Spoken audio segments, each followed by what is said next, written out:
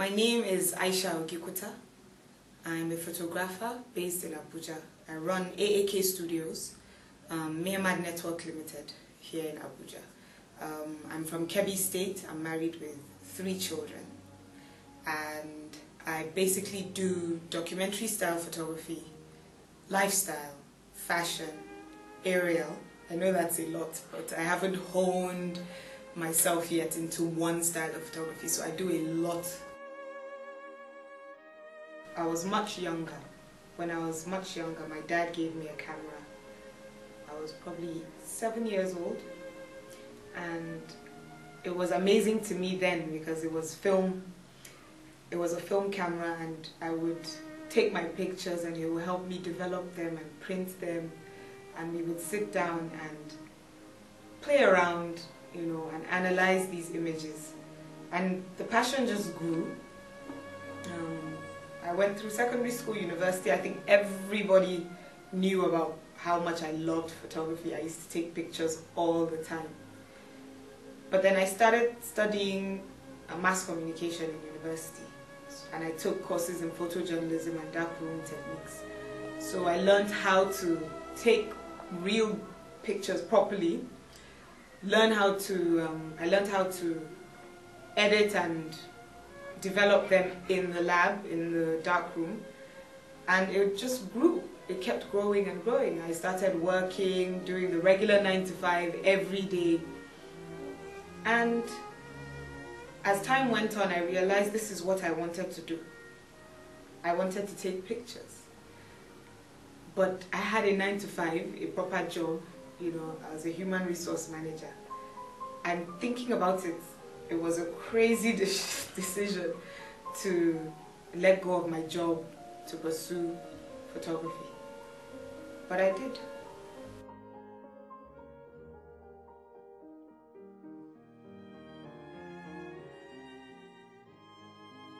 It took a little while, a lot of saving and buying equipment piece by piece, you know. With this month's salary, with my savings, I would buy a lens here, a camera there, lighting equipment, you know, tripods, just things that I had no clue at the time how to even use. But you see, I was looking at it from an artist's perspective. You know, I wasn't thinking of how to make money.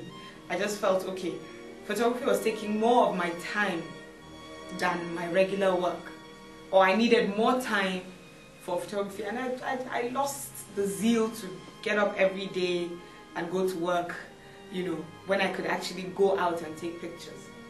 So after enough saving, I left the job, and with a lot of research, it took a lot of research because being a photographer is hard work. And a couple of people supported me. I remember one of my first properly paid jobs was Mrs. Aisha, and she paid me for a wedding. And I thought, wow, that's like my monthly salary. So I might as well, you know, do this, even though I'm really not a fan of weddings. Sorry to all my clients out there, but I find it very tasking.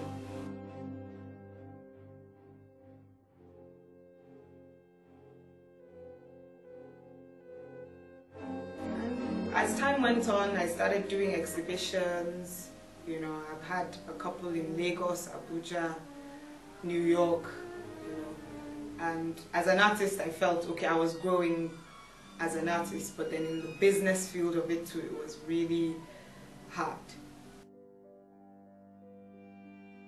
My mom, you know, said I've always had a passion for arts and creativity. And she felt, well, if that was where I wanted to go, and since people are willing to pay for it, it was okay. And my husband thought the same thing. Obviously, that would give him more time with me than a 9 to 5 job. And I could pick my hours, so that worked for him. You know, my kids love photography too, so that I could spend more time with them too. So it was a win-win situation for me, to be honest. I have a few of my village people who thought I was absolutely crazy. how can a girl from Kebbi State decide that she wants to be a photographer? So there are some who didn't support that at all.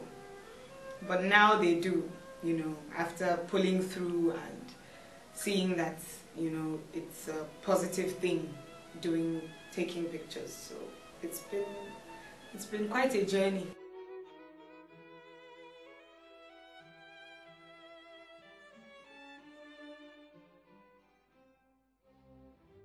The business of photography is very tough. Everybody assumes, you know, you make millions and millions, or oh my god, she looks very expensive, or I can't afford this, or you know. But what happens is, in Nigeria we haven't accepted photography yet as a professional job that demands thousands or millions of naira, I should say.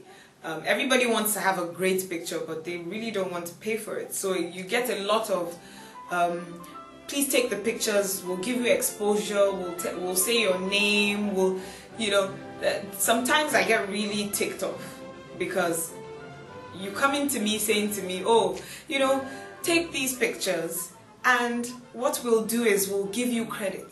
Whether or not you're paying me for a picture, you have to give me credit. It is my right. I took that picture. And this is what I go through, you know. And basically, with Lagos and Abuja, let me, you know, weigh it up, because Lagos is more photography friendly than Abuja.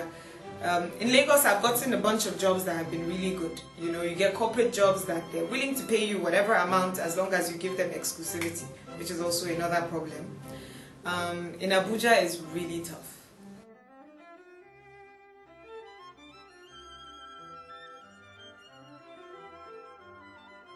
What happened with me, I started a business. I jumped into it, you know. Luckily, I had years of piling up equipment. So I didn't need, the capital to start is always very high, steep.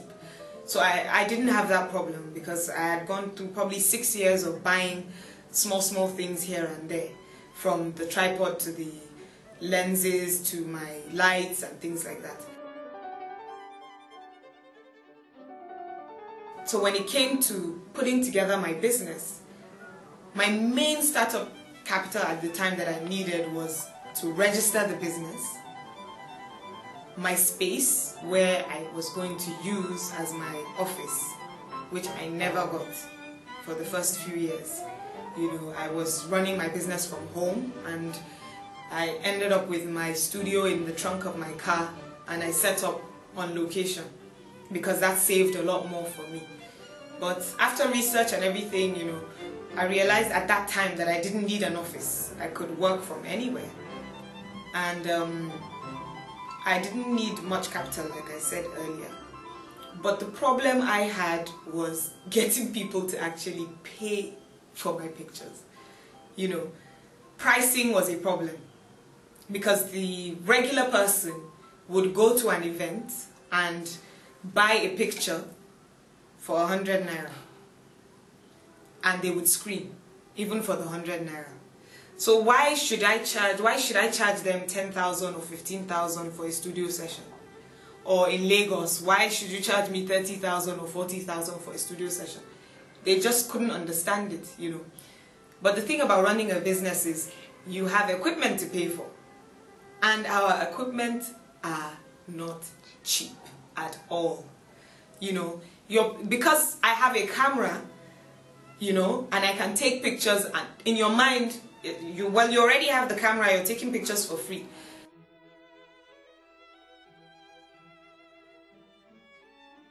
I can give an example. A lady came to me, she owned a fashion house, and she wanted a full-on international standard photo shoot, but didn't want to pay for it. She said the magazine will give you credit, they'll put your picture, they'll, you know, just do this for me. And I said to her, okay, let's make a deal. I will come to your store anytime I want and take any outfit I want, and I will tell the world that I took, that you made it, you know. and I can take, you know, the picture of me that I'm going to use in the magazine and say it was made by you, as long as I get those clothes for free. No, but it's not the same now. That was her first reaction. I was like, no, but it's the exact same thing. You know, you can make these dresses and sell and keep making a turnover. I paid millions to get my equipment. I need to pay for it. I need to pay. The money I used to buy these things, I have to pay it back.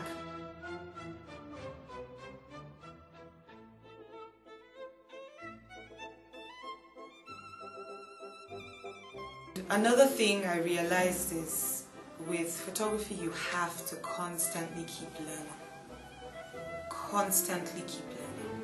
You know, light is an amazing thing, and if you take a picture in the dark with no light at all, there would still be something there. So the main thing about photography is you're constantly learning, and even learning is not cheap. Apart from the free tutorials here and there that you see, it's a lot of money to learn. It's a lot of money to upgrade yourself as a professional in photography. So it's not as easy as everybody thinks it is. You know, I'm glad that I've had the opportunity to be able to learn and also run a business at the same time. You know, I don't think I've reached the level yet that I can say my business is great as a business. You know, having a name is a whole different thing. Getting the exposure is a whole different thing, but you hardly ever get paid for it anyway. So I think that's basically it when it comes to business.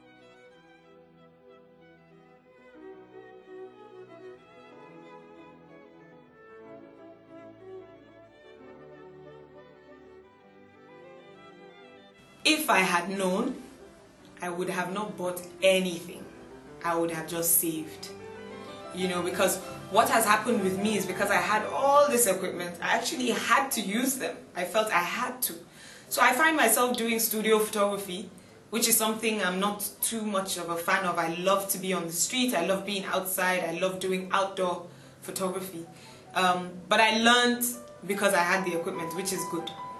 But the bad thing is I couldn't, like I keep saying, I do all sorts of photography, and I didn't think or take the time to understand what I love, you know, and I'm just learning now. It took me years, and a lot of the equipment was a waste, to be honest, you know. Gladly I didn't spend too much on my cameras, but even the film cameras I had, because I started when it was still the film era before the whole digital revolution started, and I feel I shouldn't have wasted my money on certain things. And learning is always the first thing. Like someone said, the best camera in the world is the one you have. So it doesn't matter, even if it's your phone camera, you know. I didn't know, I had a Nokia, and I didn't know that my Nokia had settings for different styles of taking pictures, and the resolution was really great, you know. I could take pictures with that for, let's say, my online platforms without wasting so much.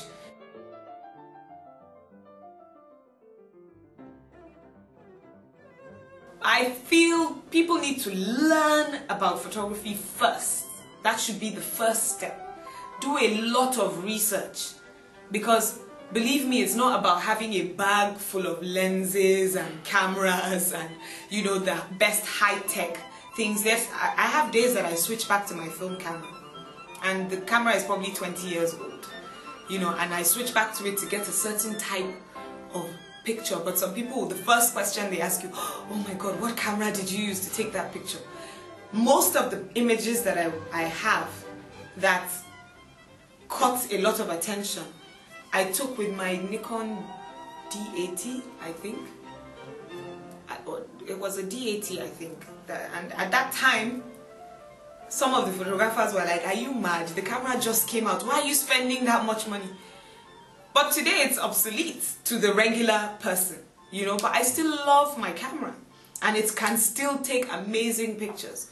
So don't let anyone deceive you. It's never about the quality or, you know, the or how expensive something is, you can actually use it to the best quality ever once you actually know what you're doing. My best camera, my best travel camera now is a Canon G10. You know, it's like a DSLR to me because I've learned how to use it.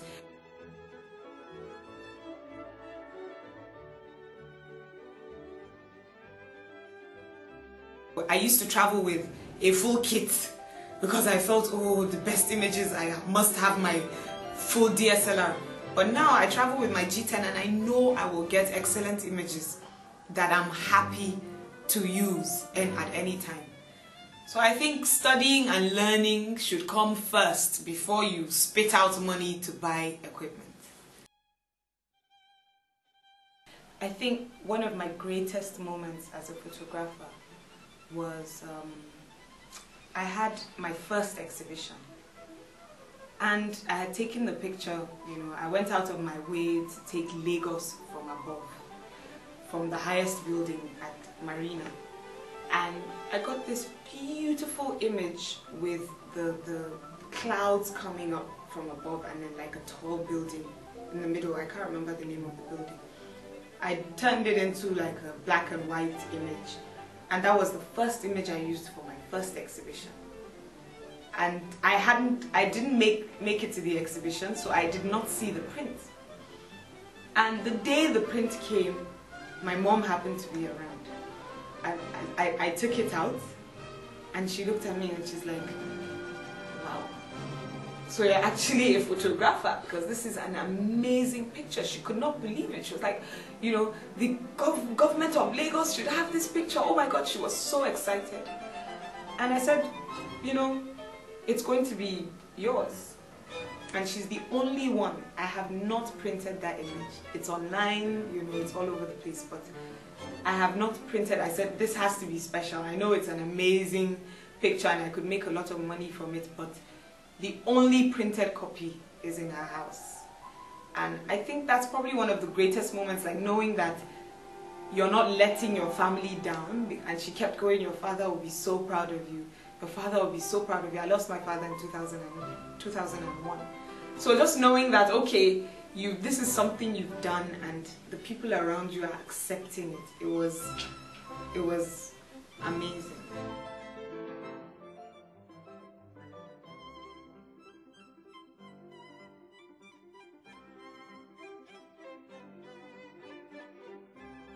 We had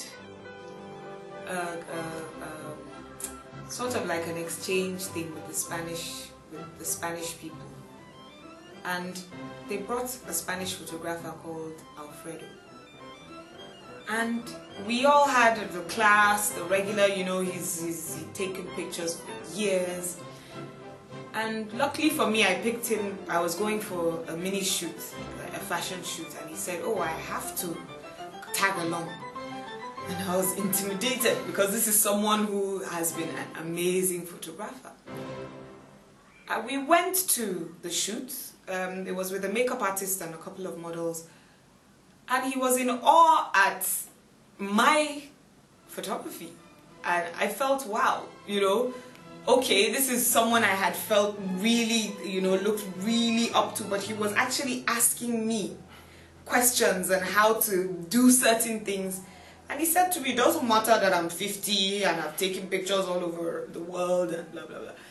I still have to learn, and I've seen your work and it's amazing. I think that's probably one of the times that I felt, okay, I'm actually doing this right. So not because he was Spanish or anything, you know, I've had people in Nigeria here, but meeting someone that you look up to, and they also look at you and be like, okay, I'm a fan of your work now, or you get messages from them too. You know, it's a good experience. You know, sometimes it's better than winning awards.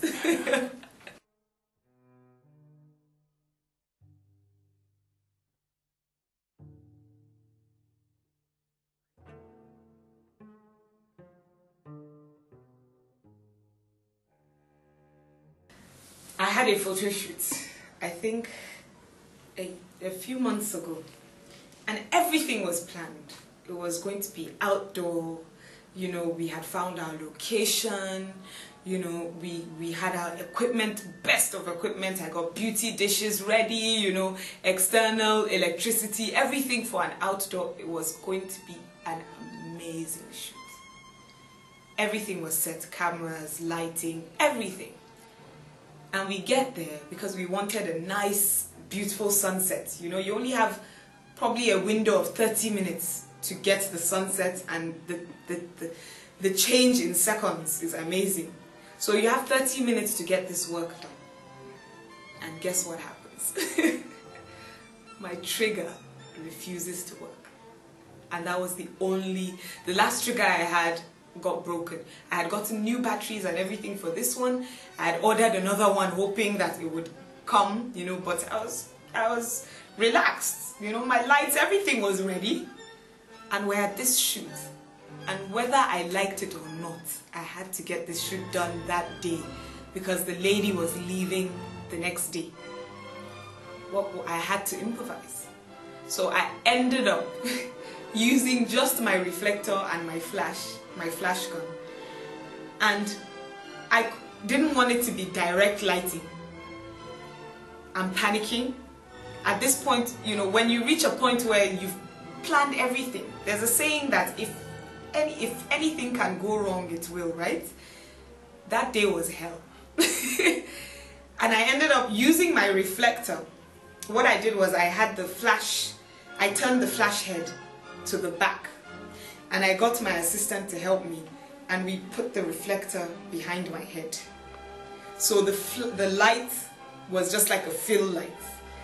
It wasn't great, but the pictures, I never ever thought of doing a photo shoot like that. The quality of the picture was amazing because the lighting wasn't so harsh, and that brought out more of the background. That's probably, I think those are the kind of days that you remember that, okay, learning about lighting is very important, because I would have lost everything in 10 minutes. In 10 minutes. We took probably 20 minutes thinking of what to do next. Oh my God. And it's too late. And we improvised, you know. I think that's probably a good thing that happened.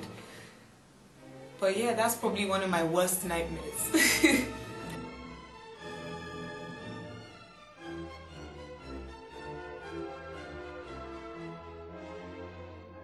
Finding mentors was hard, especially here in the north. But luckily I was in school in Lagos, and I worked in Lagos too. And while I was there, I met quite a few people. And in the beginning, I didn't really had major support. It was more on the online platform. There's a friend of mine, Aisha. She's also a photographer, and we met online.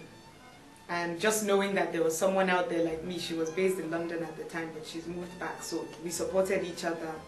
I spoke to T.Y. Bello once or twice, and then in Lagos, I met a couple of photographers. We went on a photo walk. It was Babs Bamiro, Yinka Obebe, and Shum. And we created like a mini group, so we're supporting ourselves. There was a guy called Stan too, and they supported me, and I felt, okay, you know, this is actually not bad, knowing that you have one or two other people, but no big names at the time were there to support in that sense. They were either too busy, or it was very hard catching them. So it was mostly online, you know, thank God for the internet. And one thing I've realized with Nigeria is that we have rules. We don't have the legal backing for copyrights, trademarks, things like that. People get away with using your prints, or, you know, downloading your images as they please. You know, I know you can trademark some stuff, but the main thing is the people don't have the fear of taking your images down. Even the big newspapers, you know, they check online, they take your images, they use them. And that's one thing we need to fight for as photographers. We need to help them help us.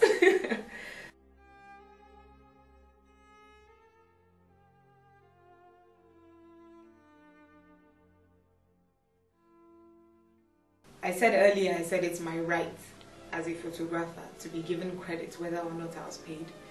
And I say this obviously because it's called, what's that thing called when it's your work? It's an intellectual property. It's my intellectual property. So I feel that's something we really, really need to push and look into in Nigeria. It's a very, very frustrating thing.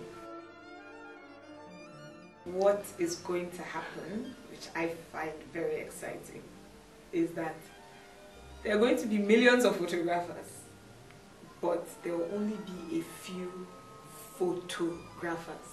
Do you understand? The thing about competition is that you get to see who is who. You know, it's not going to be, in a few years, it wouldn't be about just having a camera, which is what has happened in the last few years from what I've seen anyway. You pick up a camera, you have no clue how to use it. As long as there's an auto button on it, you take a picture and you're a photographer. That's fine if you're probably selling the news, you know, as it's happening. I think as a journalist, even if the picture is foggy, as long as you get the story, that's fine. But for other kinds of photography, it's going to become very tough. You know, you have everybody claiming they're photographers. People are going to start demanding, you know, to know whether or not you can actually do photography, the real photography. So I think it's going to be very exciting. One advice I would give anyone who plans to quit their job is know that you actually have a market. I would assume that by the time you are ready to quit your job, you know what you're doing as a photographer. You know, you've learned the ropes, you know what it is to actually take a photograph. But know, 100% know for sure that you actually have a market, that you have a service to provide that is beyond everything else that's already there. Because as an entrepreneur, which is what you would be if you quit your job to be a photographer, you don't get jobs on a daily basis.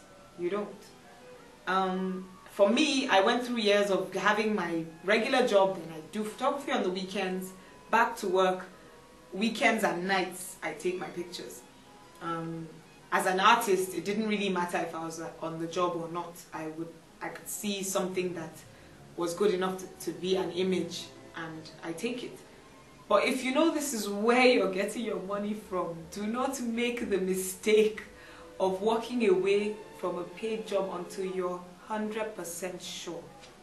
So do your research as much as possible. Have your business plan ready. Know that you have the support before you quit your job to become a photographer.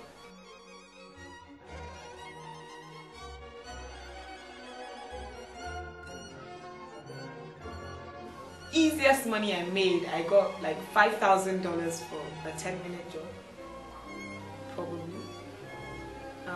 But it's the 100,000 naira jobs that are more stressful. That's what I've noticed. I think maybe I'll say easiest, because anything else that you get paid above that was a whole lot of time and a whole lot of stress. And in the end, it wasn't just me, you know, the profit was very minimal. But that one, high profit, you know, very low time work. Maybe, okay, I probably exaggerated by saying 10 minutes. So let's say 30 minutes, all in all. It was a corporate job, which is why I like corporate jobs. So more should come my way. Yes, one of my next steps for 2012 is to actually have an institution where people can have access to equipment, education on photography, support, both locally and internationally. But that's Abuja-based. because we really don't have that much support over here. All of you in Lagos, try and make your way to Abuja. For 2012, I think that's the plan. We're trying to put everything in place so that hopefully by 2013 we'll have a full-fledged institution that's ready to handle photographers from all levels, amateurs to professionals. Well, number one, there's something called Nigerian factor, which we all know about, you know. The whole instability, insecurity, corruption, these are a bunch of things that will probably stop companies like that from coming in. But what they don't know is this is actually a huge market for them, you know. A simple example will probably, let's say, use a telephone like BlackBerry. This is probably the biggest market around the world. And what's happening in Nigeria is you don't actually have to be a professional to get a camera. Everybody wants a camera. And most of them find a way to afford it. So I think these companies really need to come down here as a Nikonian, which I have branded myself. It would be great to have the support here. You know, I want to service my camera, I have to find a way to fly it out of the country, you know, to even buy certain things. Everything is extra expensive because we don't have a face here from these companies. I really think the market here is huge and they should really look into it. I'm probably going to write them to make them come here. Nigeria is light. Nikon captures light. You know, you need to be here. I think that's the best I could come up with. Because the future is bright in Nigeria. A lot is going to happen in every industry. So I really think they should come. I think for my day-to-day photography, I use a Nikon D300. And I also have a Canon 7D if I ever want to shoot video. But my main camera is a Nikon D300. I also had a D80, but I had to let that go for someone who wanted to start photography. I have a couple of lenses here and there, but I think the main lens that has taken most of my images was the kit lens that came with the D300. I have fans. For the people who support my work, please keep doing what we do. You know, sometimes a simple message like, "Oh my God, this picture is amazing," can be inspiration for me for like 2-3 weeks. Thank you so much for patronizing me and for even looking at my work. You know, I expect more jobs coming my way from fans.